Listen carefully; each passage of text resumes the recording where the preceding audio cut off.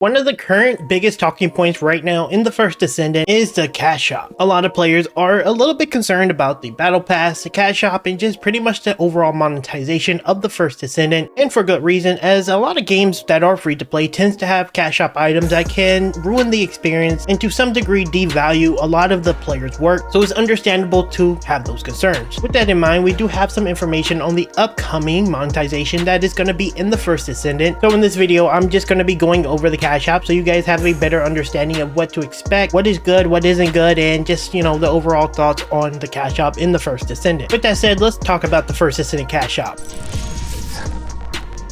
Now, before we start, I do want to be very clear. I have a few things to mention. First, and most importantly, the information that is presented in this video is subject to change. This is just some of the information that we got in previous tests, so keep in mind that there is very likely going to be changes, hopefully, for some of these things we're going to go over in the near future. So I do want you to take a bit of it with a grain of salt because that is important to note. Also, I do want to be very clear when it comes to my stance when it comes to the cash shop. Because the first Descendant is a full-fledged free-to-play game, for me and probably most players who are familiar with the genre, is something of an expectation and within reason for us to have a cash shop in the game. A game does need to have some form of income to survive, and if they don't have any way of making money, then the game will not continue to develop. It doesn't come with a box price, it doesn't have a founder pack from what I can tell, so there's really no other way for them to get monetization, so it is mandatory that they have something like this. With that said, the fairness of the cash shop is something that is always going to be a talking point and something that should absolutely be considered and judged, so we're going to be doing that right now, and let's go over what we know about the cash shop. So starting off strong, we have the caliber. Caliber is going to be the premium currency in the game. If you ever played Warframe, then you should be familiar with it. This is essentially the same thing as platinum, so let's go over the prices. For 250 caliber is $5. For 500 plus 20, a 4% bonus, that's $10. For 1000 plus 60, that's $19. 2500 plus an additional 10% bonus is $50. 3500 plus a 12% bonus of 420 is $69.99, and then 5,000 plus a 15% bonus is $99. Now I bet the question you ask is, are they fair? For me, as a Warframe player, these seems like pretty reasonable prices, and I would argue slightly better than what Warframe charges for their platinum. Next, let's go over the battle pass, and for the base battle pass, this is the base premium battle pass, non-boosted, is going to be 500 caliber and $10.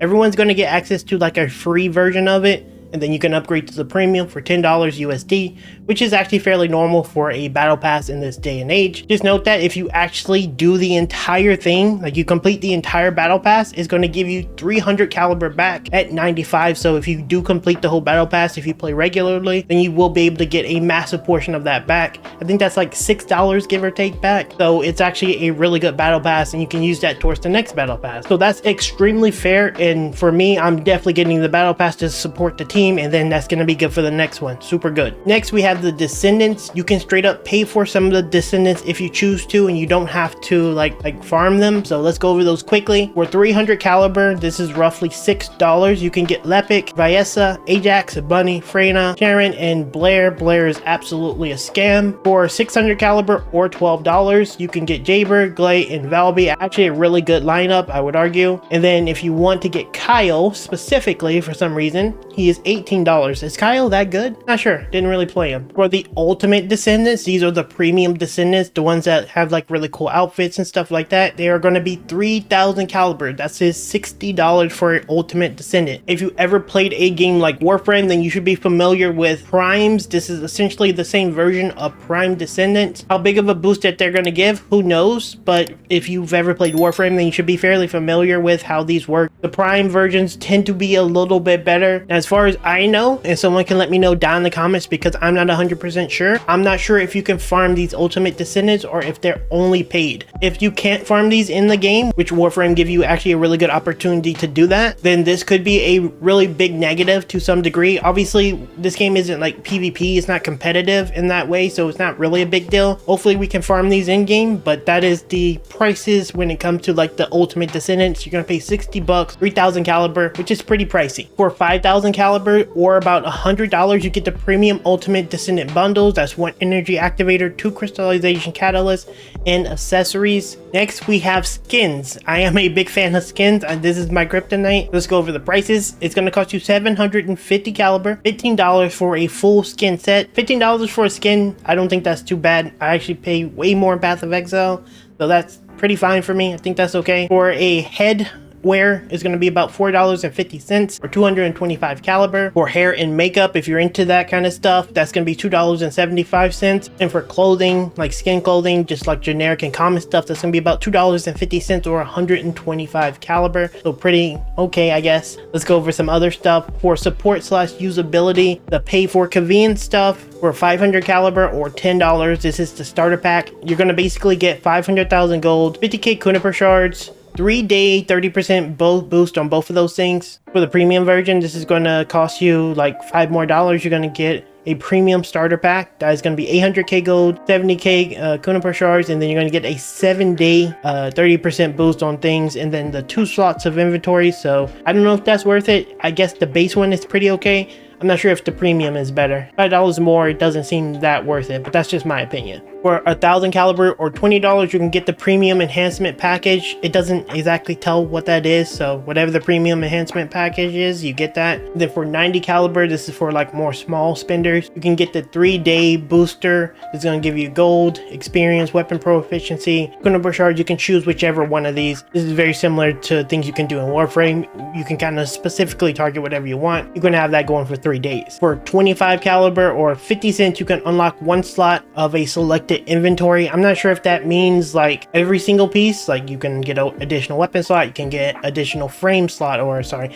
an additional Descendant slot. The price of it is 50 cents. That's actually not too bad. So next, there's craftable upgrade items. This is going to be for phase exchangers, ion accelerators, and adjustment control axes. Each of these do something different, and they're all going to cost you 20 cents each. The phase exchanger is going to transfer weapon levels. The ion accelerator is going to upgrade the reactors, and then for adjustment control axes, is to re-roll the weapon bonuses. You get 3 of those. You get 2 of the ion, and then you get 1 phase exchanger. The phase exchanger is actually not too bad for 20 cents, but those things weren't that crazy to farm. So for 75 caliber, this is about $1.50. You're going to get the precision phase exchanger. This transfer in-game weapon levels, 5 precise ion accelerators, upgrade in-game reactors, and 3 fine-tuning axes. You get to re-roll in-game weapon bonuses. Finally, to the energy activators, and this is one of the things that were super confusing for a lot of like people on the Reddit. And what this is this is the item that increases your like maximum capacity for your Descendant or your Descendant's weapon.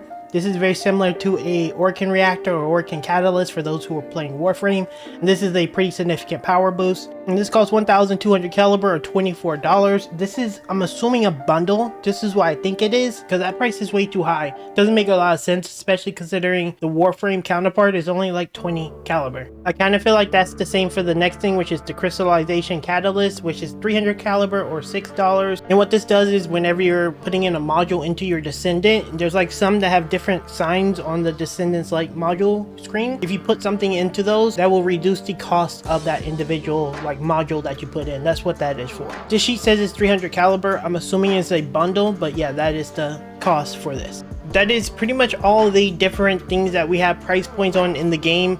I do want to be very clear. I probably should have said this in the intro. Everything in these cash shops, except for cosmetics, are something that you can farm in the game, and they're really only for players who don't necessarily play the game to its fullest capacity. That's not to like undermine anyone's playtime. I know some of you work, some of you have kids, some of you have a life, some of you actually touch grass unlike me. So it's understandable not everyone wants to sit there and play the game to its fullest. But just keep in mind that if you are a player who is coming in free to play and you want to jump in and just like get everything, you can. It does seem fairly reasonable to farm these items. Some are harder than others, but they are within reason to farm. My only biggest concern when it comes to the first Descendant, and will always be the biggest concern I have for the first Descendant, is economy. I haven't seen really anything about trading. I haven't really seen anything about like really the economy, and that's part of the reason why I genuinely love Warframe. I really hope that the first Descendant can actually establish an economy, because if they have an economy that works really well, that's going to make the first Descendant like really good, and that's going to make the shop feel much more like user friendly. With that said, that is going to be it for this one. Let me know down in the comments your thoughts about the cash shop. If I missed anything, if you have any new information, this is like a couple of days old, so there may have been some updates or whatever, but ultimately that is the cash shop. Do I think it's an issue? Probably not. The energy activators are kind of crazy, but the rest is actually within reason. I would say even better than Warframe in some areas. But yeah, thanks for watching, guys. I'll see you in the next one.